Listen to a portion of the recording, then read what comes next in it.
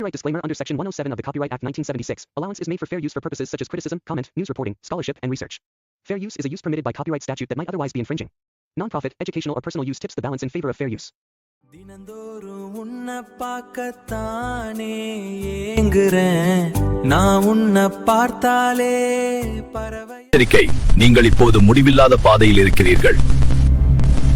12 மணி ஆவதற்குள் தப்பிக்க பாருங்கள், இல்லை என்றால் மீண்டும் ஆரம்பத்திற்கே செல்வீர்கள். இது எப்படி சாத்தியம்? இன்னும் எவ்வளவு நேரம் தான் இந்த ரோடு போய்கிட்டே இருக்கும்?